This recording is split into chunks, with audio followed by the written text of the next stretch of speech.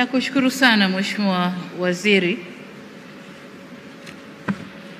Waheshimiwa mawaziri mliokuwepo hapa kutoka Serikali ya Jamhuri ya Muungano wa Tanzania na Serikali ya Mapinduzi Zanzibar, kabla yenu nimtambue mkuu wa mhimili wa Bunge Mheshimiwa Dr. Tulia Ackson, Spika wa Bunge la Jamhuri ya Muungano wa Tanzania na Rais wa Umoja wa Mabunge Duniani, and then watambue mawaziri wa kisekta ambao leo mna shughuli hii, na mawaziri wote mliopo kutoka serikali zetu mbili. Lakini nitambue pia uwepo wa katibu wetu mkuu wa Chama cha Mapinduzi, ndugu yetu John Nchimbi, Emmanuel Nchimbi, pamoja na viongozi wote wa vyama vya siasa. Nimeona timu iko hapa. Asanteni sana kwa kuwa nasi. Nitambue uwepo wa makatibu wakuu wa serikali zote mbili mlioko nasi hapa, lakini pia mkuu wa mkoa wa Dar es Salaam ndugu yetu Chalamila. Tambue uwepo wa dada zangu Mama Mongela, Shamim Khan, Fatma Alu, Mariam Hamdani, dada Eda na wengine wote wale madada. Karibuni sana, tumefurahi sana kuwa nanyi. Lakini nitambue uwepo pia wa wenye shughuli, Dr. Jabir wa TCRA na ndugu yangu Joyce Shebe wa TAMWA pamoja na mkurugenzi mtendaji wake Rose Ruben. Wote natambua uwepo wenu. Waheshimiwa mabalozi na washirika wa maendeleo, ndugu majaji wa tunzo hizi ambao umefanya kazi kubwa kuchagua washindi leo. Tambue uwepo wa wakuu wa taasisi mbalimbali za serikali na za sekta binafsi, viongozi wa dini, ndugu wanahabari, wadau wa habari, wasanii na vikundi vya burudani ambao mmetuburudisha leo, wageni waalikwa, mabibi na mabwana, Jamhuri ya Muungano wa Tanzania. Kwanza nami nishukuru Mungu tujalia uzima wa afya kutuwezesha kukutana hapa leo. Sasa sijui kama ni leo au leo imeshapinduka. Nadhani leo imeshapinduka au inakaribia kupinduka. Mheshimiwa Waziri Profesa Palamagamba Kabudi, nakushukuru sana kwa mwaliko wa kushiriki hafla hii ambayo imeandaliwa kwa lengo la kutambua mchango wa wanahabari wa Tanzania katika kuwajulisha na kuwaelimisha wananchi kuhusu masuala ya maendeleo. Lakini shukrani zangu za dhati kwa waandaaji TCRA na TAMWA kwa kuandaa tukio hili kubwa. Lakini pia ni washukuru wote waliopo ndani ya ukumbi huu leo. Wote kwa pamoja na washukuru. Wanasema shughuli ni watu na watu tumejitokeza. Nashukuru sana. Lakini pia niwapongeze kamati ya maandalizi kwa maandalizi mazuri ya shughuli hii. Linalonipa faraja kama alivyosema Bwana Martin Luther King Jr. ambaye alisema, na nukuu, alisema, ukitaka kuleta mabadiliko duniani chukua peni uandike. Peni ni kalamu, uandike, italeta mabadiliko. Lakini nadhani mnakumbuka pia hata mimi nilisema mimi sitatumia mdomo, kwa mara nyingi nitatumia kalamu. Kwa mabadiliko yanayotokea yote ni kwa sababu ya nguvu ya kalamu. Kwa hiyo niwashukuru wote, hongereni, na niwashukuru waandaaji wa tukio kwa kujua nguvu ya kalamu na nguvu ya tehama ndio kilichopo leo humu ndani. Kwa hongereni sana. Ndugu wanahabari, uwepo wangu hapa leo ni uthibitisho wa dhamira ya dhati ya serikali kuinua tasnia ya habari, hususan habari za maendeleo. Kasi ya kukua kwa mabadiliko ya teknolojia ya habari na mawasiliano duniani imefanya tasnia ya habari kushuhudia maendeleo mengi na makubwa. Pamoja na habari tunazozipata kupitia magazeti, redio na television ambavyo ni vyombo vikuu tulivyovizoea kwa muda mrefu. Sasa pia tunaona mitandao ya kijamii, blogs na television za mtandaoni au online TVs nazo zimeendelea kukua kwa kasi, hali inayochangia mabadiliko katika namna tunavyopeana habari na hata vifaa vinavyotumika kupokea habari zenyewe, ikiwemo simu janja za mikononi. Maendeleo haya makubwa ya TEHAMA yanatakiwa yawe chachu ya kuhakikisha wananchi wanapata taarifa sahihi na kwa wakati. Na hayo ndio matarajio ya serikali na wananchi. Kwa mfano, habari kuhusu bei za bidhaa, masoko, fursa za kibiashara, ubunifu mpya unaongeza tija katika uzalishaji ni za muhimu kwa serikali, sekta binafsi na wananchi kwa ujumla. Taarifa hizi zinasaidia kufanya maamuzi sahihi kuhusu uchumi na biashara. Halikadhalika, taarifa hizi huziwezesha serikali kuimarisha utawala bora na uwajibikaji. Nchi yetu imefanikiwa kutekeleza miradi mingi ya maendeleo yenye tija kiuchumi, kisiasa na kijamii.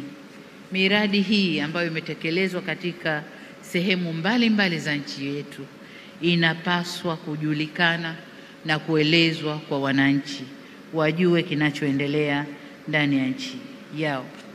Lakini kwa upande mwingine tumefanya mageuzi mengi ya kisera na kisheria ambayo pia wananchi wanapaswa kujua, na watakaoweza kuwajulisha wananchi mageuzi haya ni nyinyi vyombo vya habari vya aina zote nilizozitaja hapa. Kwa hiyo niseme tu kwamba yanayotokea nchini, kwa mfano, tumeimarisha matumizi ya TEHAMA katika utoaji wa huduma na kufanya tathmini ya kina ili kuboresha mifumo ya haki jinai. Lakini vile vile tumeimarisha mifumo ya kodi nchini na mifumo kadhaa kusomana ndani ya serikali, lakini bado haijatumika ipasavyo mwananchi kuweza kuzifikia taarifa kutokana na mifumo hiyo. Sasa hiyo ni kazi yenu wana mifumo, lakini pia wanahabari, kuwapa taarifa wananchi zinazowahusu. Vile vile, kama mnavyofahamu, malengo yetu ya maendeleo ni kuitoa Tanzania kutoka nchi ya uchumi wa kati, ngazi ya chini ilipo sasa, na kuipandisha kwenda nchi ya uchumi wa juu ifikapo 2050 au miaka 25 inayokuja. Kipindi hicho tunatarajia idadi ya watu kuongezeka hadi kufikia milioni 140, mara mbili ya tulivyo sasa, ambapo zaidi ya nusu ya watu watakaokuwa wanaishi wakati huo hasa mijini watakuwa ni vijana.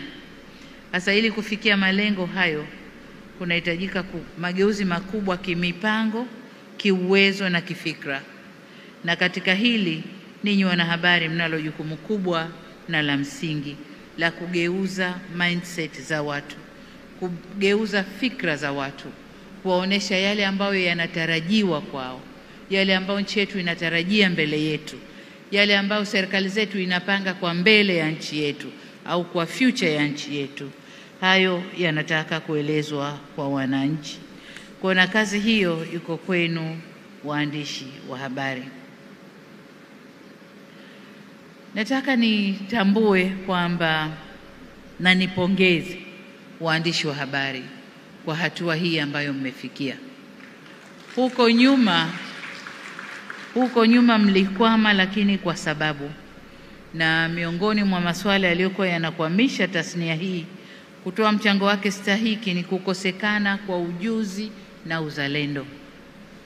Huko nyuma, aidha kwa kutokujua au kwa kuona tunafanya ndivyo, tulikuwa tunaongoza katika kuandika makala zinazobomoa nchi yetu, makala zinazoisema nchi yetu. Lakini sasa hivi ukisoma makala nyingi zinajenga nchi yetu, nyingi sana zinajenga nchi yetu, zinasifia nchi yetu, zinaeleza ukweli yanayotokea ndani ya nchi yetu. Na hata pale mnapoeleza mabovu ni mabovu ambayo kweli yanahitaji kuelezwa ili serikali ione na kila mtu aone, tuchukue hatua. Kwa hiyo nawapongeza kwa hilo, lakini nisisitize neno uzalendo. Nimekuwa nikisema mara nyingi na waandishi wa habari kila ninapopata nafasi kuonana nanyi, wenzetu kule nje, zile habari ambazo wana hakika hizi zinaenda kulibomoa taifa lao huzioni wala hazitoki, lakini sisi huku wanataka kujua kila kitu kilicho kwetu, na wanaotumika ni waandishi wa habari hawa wa kwetu huku. Semeni kuna nini, sema kuna nini. Pengine kuna incentives ndogo ndogo tu zinazokufanya uandike na uwape. Ukija ukiona kwenye vyombo vingine vya habari, Al Jazeera kasema, BBC kasema, sijui nani kasema, unasema ni kazi yangu ile nimepeleka.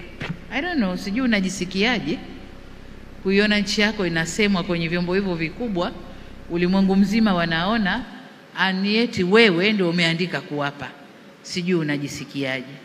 Lakini nataka niseme kama nilivyosema mwanzo kwamba kwa sasa hatua tuliofikia, na wapongeza sana.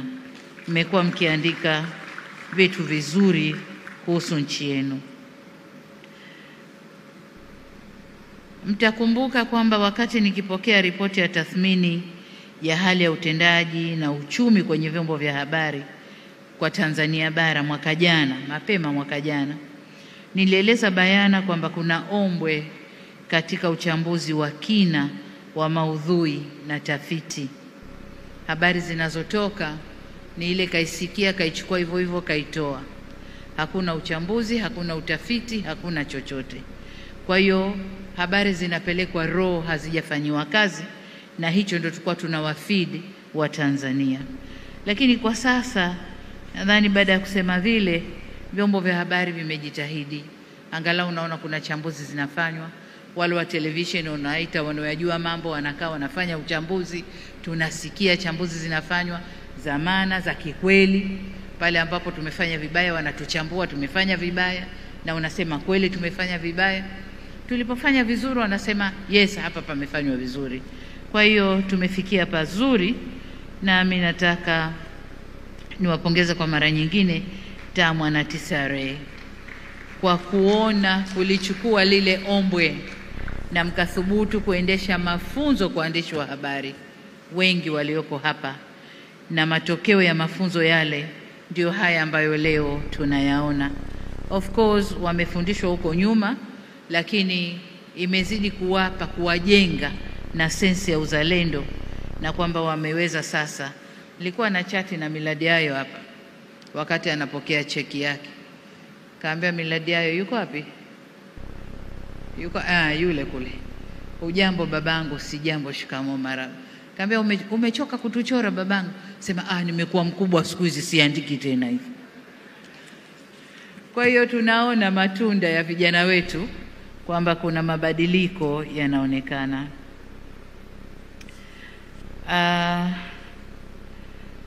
Nataka niwahakikishie kwamba serikali kupitia Wizara ya Utamaduni, Sanaa na Michezo iko pamoja nanyi.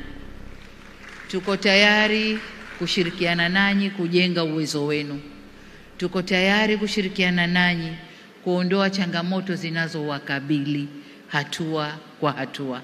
Kwa serikali iko pamoja nanyi kadri vile uwezo wetu utakavyokuwa. Basi tuko tayari tuzungumze, tuone changamoto ni zipi, tuzifanyie kazi, na sekta hii, tasnia hii ya habari iweze kuendelea vizuri. Jengine ni lile ambalo limesemwa kwamba katika mambo niliyoahidi ni kuleta au kukuza uhuru wa vyombo vya habari, na hili takwimu zinasema wenyewe kwamba Tanzania uhuru wa vyombo vya habari ni mkubwa na unakuwa siku hadi siku. Lakini kuwa na uhuru wa vyombo vya habari maana yake si kukosa uzalendo kwa nchi yako. Uhuru wa vyombo vya habari, zungumza, sema, chambua, lakini uzalendo uwepo. Hapa ndipo ulipozaliwa, hapa ndipo ulipotoka, hapa ndipo utakapomalizikia. Na wengine hata ukienda nje ukimalizikia huko, tunakuja kuchangishwa huko, jamani arudishwe huko utarudi. Kwa hiyo Tanzania ndio baba, ndio mama, ndio kila kitu. Niombe sana tupende nchi yetu sana sana sana. Kuna maswali ambayo napenda niatilie mkazo. La kwanza,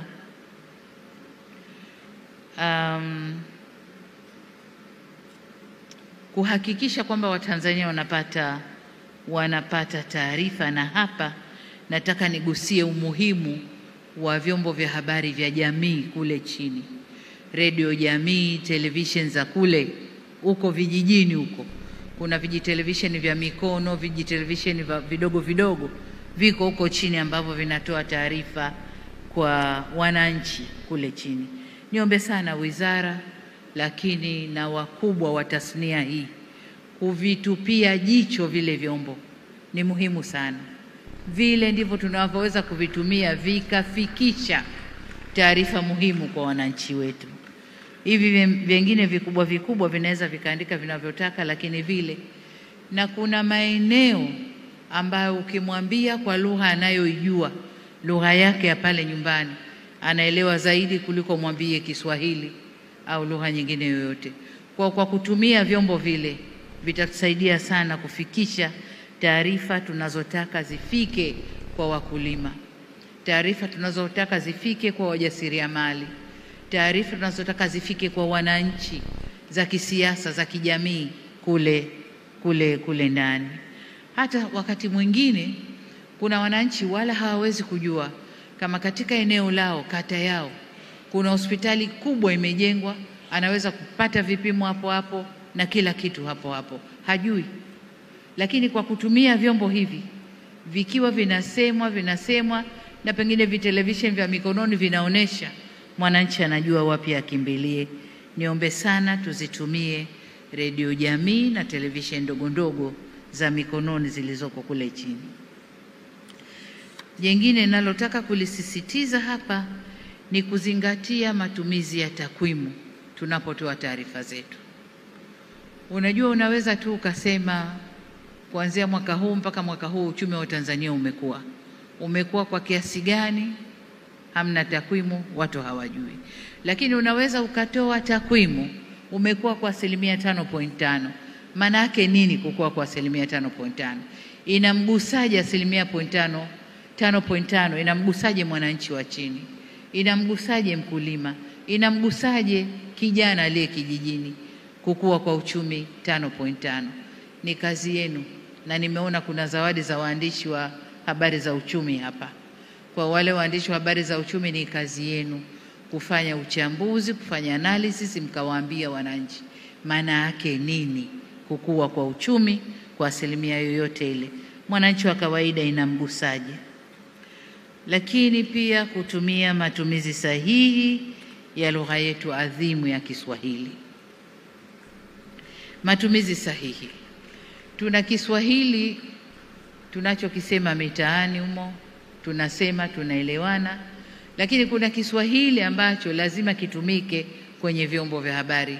Kina Kakatido wanajua. Ukimpa chombo leo Kakatido sema, kina Eda Sanga na wengine, hata tumia Kiswahili hiki chetu hichi tunachotumia huku kawaida. Tatumia Kiswahili sanifu ambacho wananchi wanatakiwa kukisikia na kukielewa. Lakini pia tukikitumia vizuri ni kukuza lugha yetu. Kwa mfano, vijana leo mwambie hebu nenda chumbani, kuna pesa pahali fulani, nenda kachukue. Atarudi aje kuulize nichukue bei gani? Badala ya kusema nichukue kiasi gani, anakuuliza nichukue bei gani. Sasa hapo, au yale alosema Waziri Kabudi hapa, mtu anakuandikia kabisa ripoti, au mtangazaji anasema amekwenda waziri mkuu kukagua kiwanda cha nondo, na amesema amewataka wafanye biashara wa nondo bei ziwe nzuri ili walaji wapate kununua kwa bei nafuu. Nani anakula nondo? Nani anakula saruji? Ni watumiaji. Lakini kwa sababu neno consumer, to consume ni kula, basi kila kitu ni kula. Tutumie lugha yetu vizuri na tuitumie ili wananchi wapate kuielewa vizuri. Hilo ndilo nalotaka kulihimiza leo. Lakini jengine pia ni suala la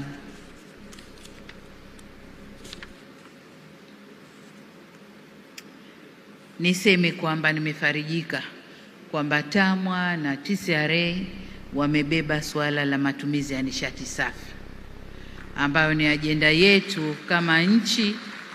Kama nchi tumelibeba bara la Afrika kwenye ajenda hii. Kwa hiyo nimefarijika kwamba kuna waandishi ambao wamejikunja maalum wanaandikia nishati safi ya kupikia na mazingira. Hili limenipa faraja sana, na niwaombe sana muendelee nalo ili wananchi wetu wajue kwa nini sasa watumie mkaa unaozalishwa na nani wale wa madini, ile baraza la madini wanaitwa nani, STAMICO. Kwa nini watumie majiko banifu? Kwa nini watumie majiko ya umeme mdogo? Kwa nini hivyo? Na kwa nini wasikate miti? Kwa sababu sasa hivi takwimu zetu zinasema Tanzania tunapoteza ekari 400,000+ kila mwaka kwa kukata, kupikia na matumizi mengine. Tunapoteza msitu ekari 400,000. Na sasa mwananchi aeleweshwe, na ili mwananchi aelewe inabidi tutumie redio jamii, lakini na yule anayetoa message kutoka redio jamii na yeye alielewe lile jambo vizuri. Kwa hiyo niombe sana hili nalo tulifanyie kazi, na linanipa faraja kwamba issues za mazingira nazo mmezipa umuhimu wake. Sasa hilo ndilo agizo langu kwenu kwamba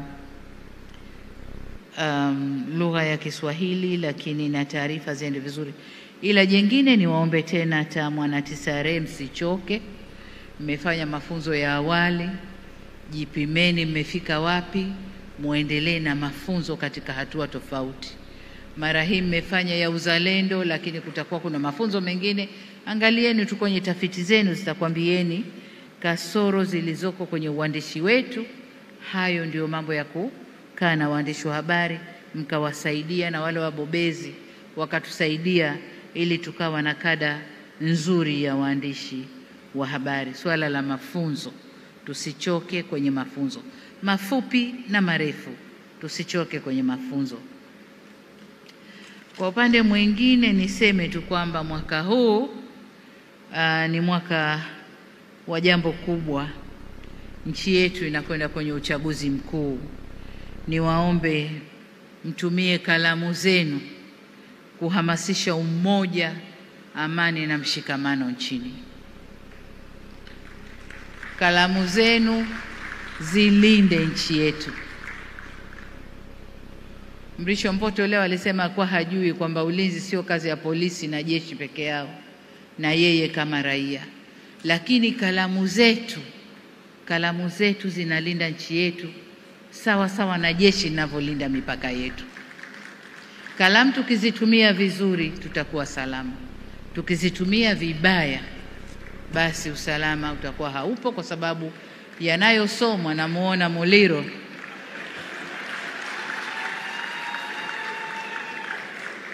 Muliro anasikiliza kwa makini sana. Kwa hiyo nihimize matumizi ya kalamu zetu, na hii si upande tu wa siasa, hata upande wa kiuchumi, hata pande zote tu. Tukiandikia vizuri kuhusu nchi yetu, wawekezaji watakuja kwa wingi, kwa sababu watasoma na wataona. Tunashutumiwa mambo kadhaa huko nje. Tukiandika vizuri kuhusu nchi yetu, tukitoa ufafanuzi yanayotokea, wale wanaotushutumu kule nje watapata habari za uhakika na wataacha yale wanayoyafikiria. Kwa hiyo niombe sana kalamu zitumike kulinda na kuitetea nchi yetu. Amesema Waziri Kabudi, Tanzania ni moja tu, Jamhuri ya Muungano wa Tanzania, hakuna nyingine. Kwa hiyo tuilinde nchi yetu. Lakini kwenye hili jambo la uchaguzi, ni waombe sana kuhimiza watu kushiriki kwenye uchaguzi na kuchagua viongozi wazuri. Tunasema kuchagua viongozi wazuri. watakaosimama kama wazuri, watu wakiwaona wanawafaa wawachague viongozi wazuri watakaoweza kuwatumikia. Kwa hiyo niwaombe sana kalamu zitumike kuhimiza hilo, kulinda nchi yetu, lakini kuhimiza uchaguzi wa amani, uchaguzi mzuri, na kwamba wananchi watumie haki yao hiyo ya kikatiba. Ninapokwenda kuhitimisha, ndugu zangu, nitumie fursa hii kuwapongeza tena viongozi na watendaji wa wizara, waratibu, wawezeshaji, majaji na wadau wengine wa mafunzo na tunzo hizi ambao kwa umoja wenu mmefanikisha mchakato huu kwa weledi mkubwa. Unajua, nilipokuja nilijua tutakaa hapa kuna watu, kwa sababu nimeletewa vyeti vya kusaini, nadhani vilikuwa 11. Kwa nilijua hawa watu 11 tunawapa vyeti hapa, tukimaliza mchezo umekwisha. Lakini niliyoyakuta ni mambo makubwa sana leo, makubwa sana. Nilikuwa namuuliza mwenyekiti wa TAMWA, mmejipanga kweli kweli? Anasema haya mengine mama ni surprise na sisi tunayaona hapa. Kwa hiyo nipongeze sana mawaziri wangu, na kupongezeni sana. Kwa kiasi fulani kama mlikuwa mnashindana hivi kutoa hizo zawadi, lakini wanasema vita vya panzi neema ya nani? Kwa hiyo kushindana kwenu waandishi wetu wamenufaika. Sasa kwa wale walioshinda wote, ofisi yangu nayo itakuwa na kitu cha kujazia juu. Lakini faraja ninayoipata ni kwamba hili tulilolifanya usiku wa leo linakwenda kutoa hamasa, linakwenda kuibua shangwe kwa waandishi kupenda kuandika sasa, na kuandika vizuri, wakijua kwamba kuna mashindano, watabidi waingie waandikie sekta, kwa watakwenda kujituma vizuri zaidi. Kwa hiyo niwaombe sana TAMWA, TCRA na wengine watakaopata hamu ya kushirikiana nao, hili jambo tuliendeleze kila mwaka tuliendeleze, ili tuwe na kipimo cha kupima waandishi wetu, lakini pia kuwapa hamasa waweze kufanya kazi zao vizuri. Nitoe pongezi kwa nyinyi washiriki wote wa tuzo hii, wale walioibuka washindi na ambao hawakuibuka washindi. Wote kwangu mimi ni washindi, kwa sababu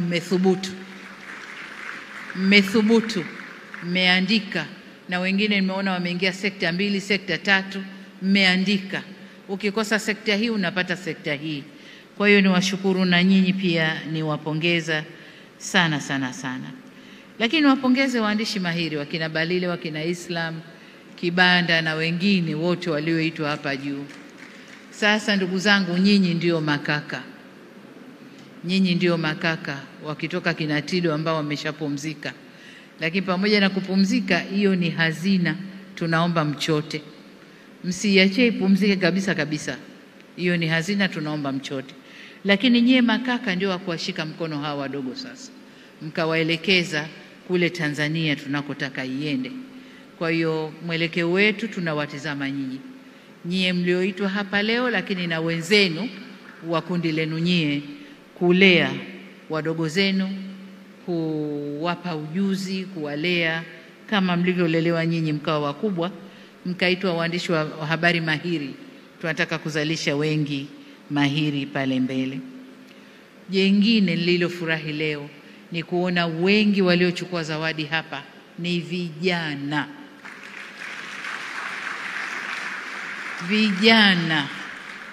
chipukizi, wananyanyuka, wanakuja juu. Vinginevyo hapa tungeona wazee wakipanda tu, haya Kibanda mara ya kwanza, Kibanda mara ya pili, Balile kapata uchumi, Balile kapata siasa, sijui nani kapata nini. Lakini wazee hapa leo wamezawadiwa kwa umahiri na contribution waliofanya kwenye sekta, lakini waliotoili na kalamu zao wakafanya kazi ni vijana. Vijana wangu, hongereni sana, tuwapigie makofi mengi sana.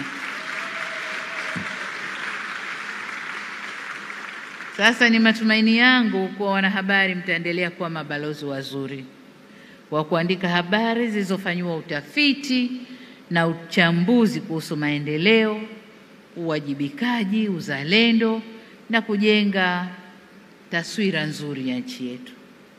Na baada ya kusema hayo, sasa nayo heshima kutamka kwamba hafla ya utoaji wa tunzo za uandishi wa habari za maendeleo sasa imefungwa rasmi.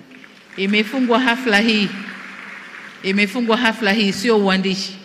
Uandishi ndio kwanza unaanza, lakini hafla imefungwa rasmi. Asanteni sana kwa kunisikiliza. Makofi mengi.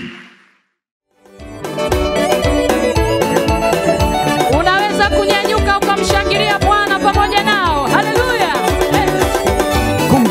Kongamano. Idara ya WWK chini ya mkurugenzi mkuu wa taifa Mchungaji Faraja Hamuri na kamati yake wamekuandalia kongamano la miaka 13 ya moto wa uamsho itakalofanyika CBC Dodoma kuanzia tarehe 16 hadi tarehe 20 mwezi Juni mwaka 2025. Wanenaji wazuri waliojaa nguvu za Mungu watakuwepo, ikiwa ni pamoja na Stefano Jordan kutoka Marekani na wenzake, Paula Badwin, Amy Cooper na Alicia Kava. Ada kwa siku zote 4 itakuwa kama ifuatavyo: shilingi 130,000 kwa wajumbe wa bodi, shilingi 110,000 kwa baraza la sehemu na 90,000 kwa wajumbe wote wa mkutano. Na cha kufurahisha zaidi, ada imepunguzwa kwa wale watakaojitegemea malazi, ambapo wajumbe wa baraza la viongozi wa sehemu watalipa shilingi 85,000 tu badala ya shilingi 110,000, na wajumbe wote wa mkutano watakaojitegemea malazi kulipa 65,000 badala ya 90,000. Ewe mtumishi wa Mungu, wawezaje kulikosa kongamano zuri